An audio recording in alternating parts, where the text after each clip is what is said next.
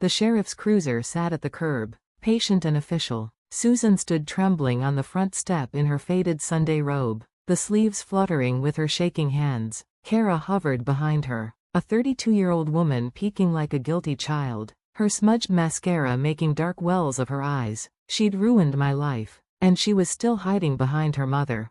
The street was watching. Old Mrs. Meyer held her curtain back 2 inches. Other silhouettes haunted the neighboring windows. On a street like ours, a tipped-over garbage can was news. A sheriff with a folder in broad daylight was a main event.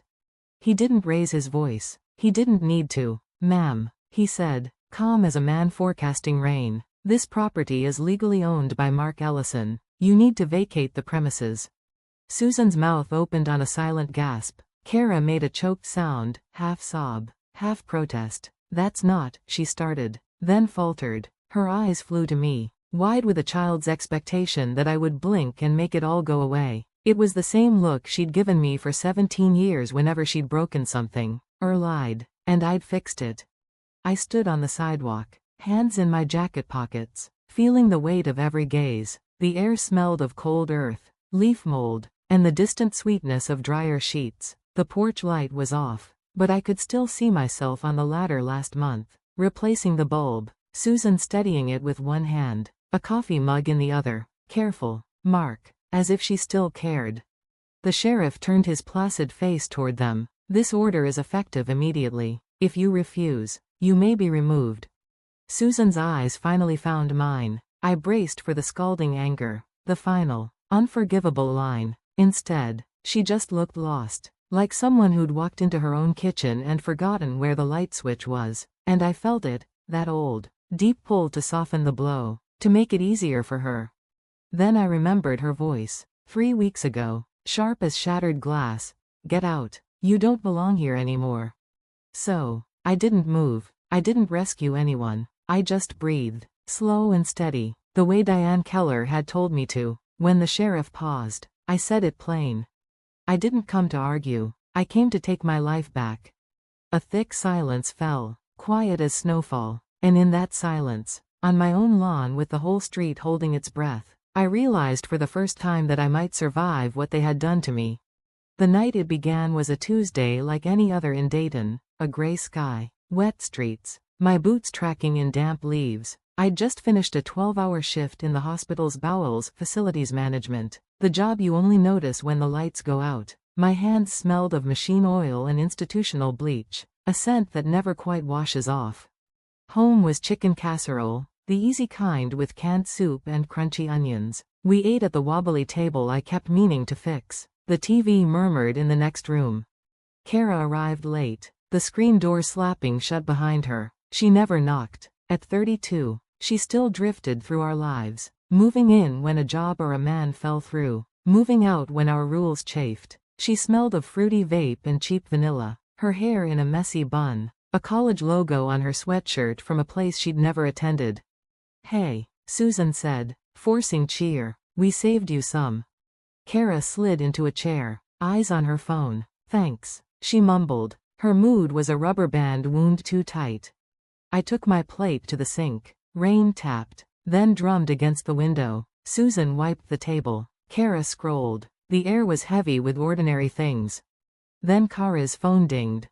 She froze. Her thumb stopped. Her face changed, eyes widening, lips parting in a pantomime of shock. She looked up at Susan, her voice thin and tremulous. "Mom, can I talk to you? Like, right now?"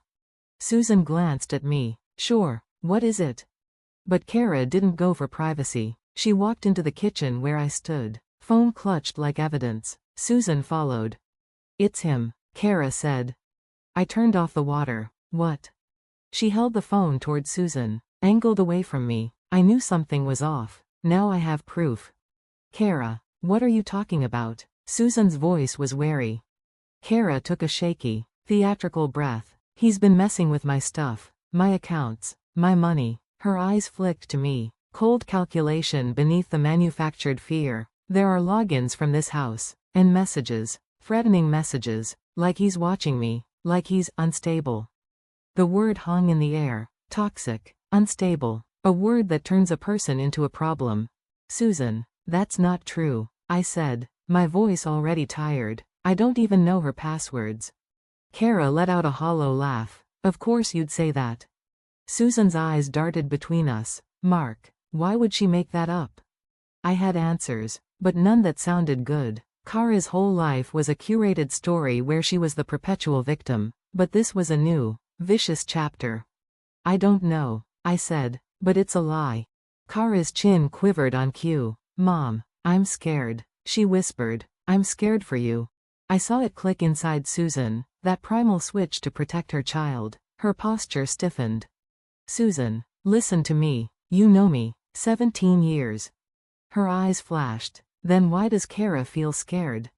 Because she's manipulating you. The words were out before I could stop them. Cara gasped as if struck. See? That's what I mean.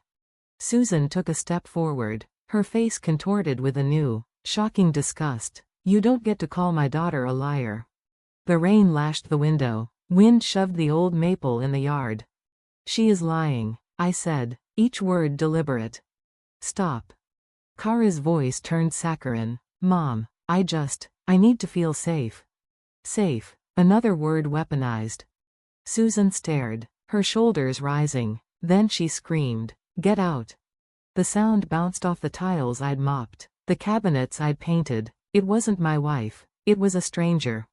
Get out of my house. You don't belong here anymore. I stood, water dripping from my hands, and saw the ghost of a smile at the corner of Cara's mouth. My instinct was to fight, to list every bill I'd paid, every crisis I'd absorbed, every silent sacrifice of a blended life, but I looked at Susan's face and knew the verdict was in.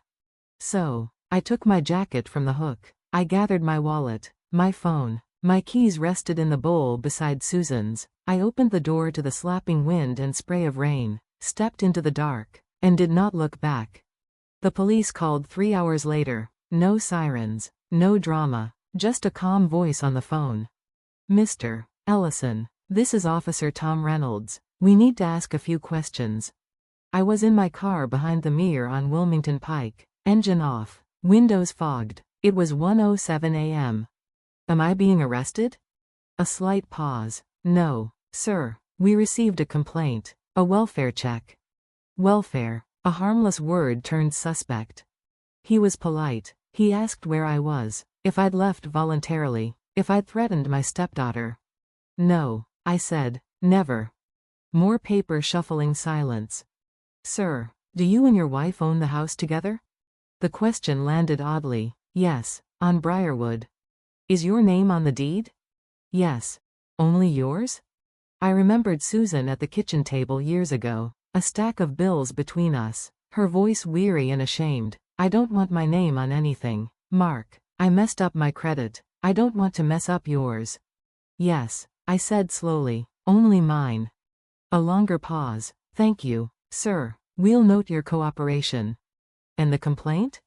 It's vague, he admitted. No evidence of immediate danger. Vague, one lie, shaky and insubstantial, had been enough. I drove to my brother Ron's. His porch light was on. He opened the door, stepped aside, and said, "Boots off, coffee's on." He asked no questions. I slept on his sawdust-scented couch and woke before dawn, Susan's words echoing, over gas station coffee. Ron sighed. That girl's trouble. I didn't argue. After he left, I began to dig, through emails, mortgage statements, county records, and I found it, a PDF from 2012, a warranty deed, my name alone. My hands didn't shake from fear, but from a cold, dawning realization. The ground beneath their story was sand. I thought of Cara's rehearsed fear, Susan's instant betrayal. I felt no victory, only a weary, quiet anger, and for the first time, leverage. I found Diane Keller's number. Her office was above a barber shop, a place easily missed. She was in her late 40s, no nonsense, glasses on a chain. Start from the beginning, she said. Don't skip the boring parts. The truth lives there. I told her everything. She listened, took notes, and when I finished, she slid the deed copy back to me. You did the right thing by leaving, she said. You lost access, not ownership. That's a crucial difference. Now, you don't confront, You don't explain. You document. And you wait. So, I learned to wait. I stayed at Ron's. Drove past my own house each morning without stopping. Susan's car was always there. I held the deed in my mind. A quiet, solid fact. And I waited for my life to become my own again. The house became a place of their victory. Cara's life spilled out into the evenings, lights blazing late, music thumping through the walls. A bass line I used to feel in my own chest. Once, I saw her on the porch, laughing into her phone, a cigarette in her hand, smoke curling around her head like a carefree crown. I'd built insulation for years, but now I felt every vibration. At work, I was a ghost in my own life. I botched a maintenance schedule and took the reprimand in a haze. I left my lunch in the breakroom fridge and didn't realize until my shift ended. My stomach hollow. I felt raw, like a man walking around without his skin. Nights at Ron's were a loop. I kept replaying the scene, the ding of Cara's phone, the performative shock, the word unstable hanging in the air. I scoured my memory for a warning sign I'd missed, a look, a phrase, a moment of withheld kindness I'd written off as stress. Then Diane called. Her voice was a clean, sharp line through the fog. "Mark," she said, "I ran the credit check you authorized. There's something you need to see." We met in her office that afternoon. She turned her monitor toward me, scrolling through a ledger of deceit, store credit cards, a new phone line, a small, high-interest loan, all tied to my address. Some were maxed out, others were bleeding into overdue. "I didn't open these," I said, my voice tight. "I know," Diane replied, her tone neutral. "But this isn't just motive, it's her timeline." A cold understanding began to seep in. "Explain." "If you moved back in, or even started asking the wrong questions, her house of cards would collapse. So, she preempted you. She reframed the narrative. You weren't just inconvenient, you were a threat that needed to be removed." The kitchen scene reshaped itself in my mind. The fear in Cara's eyes wasn't panic, it was stagecraft, the calculation of a cornered animal. "She didn't just want me gone," I said, the words feeling heavy. "She needed me gone." Diane gave a single, grave nod. "Precisely." The truth didn't set me free, it settled into me, a damp and chilling weight. Susan's silence was its own kind of violence. No call, no apology, just the void where my family used to be. Then, late one night, my phone lit up with her name. The text was blunt, "We need to talk." I watched the screen until it went black. Then I placed the phone face down on the nightstand and willed myself to sleep. The next day, Diane mapped the cold topography of the law, filing for exclusive occupancy, preparing the formal notice. She had me document everything. Screenshots of Cara's social media, vague posts about toxic masculinity, and freeing yourself. A copy of the lock change receipt Susan had emailed to herself. Forgetting our shared account still gave me a window in. "Do not engage," Diane reminded me, her pen tapping the desk for emphasis. "Right now, silence isn't weakness, it's strategy." I was at Ron's kitchen table, sorting through this paper trail of my own betrayal, when Susan called again. This time, I answered. "Mark." Her voice was disturbingly normal, the way you'd ask to pass the salt. "We need money." "For what?" "Things are tight. Cara's been under a lot of stress." A laugh, bitter and silent, caught in my throat. "Stress. I'll have my lawyer contact you," I said. The line went quiet for a beat. "Your lawyer?" "Yes." The connection died with a soft click. That night, I sat in my idling car outside Ron's, an old country song whispering from the radio, one Susan used to hum while sorting socks. I stabbed the power button. In the sudden quiet, I didn't feel like a man waiting for rescue anymore. I felt like a man standing at the edge of a cliff, finally ready to step back. My phone buzzed. A text from Diane. "Do you still have your spare keys? The garage code?"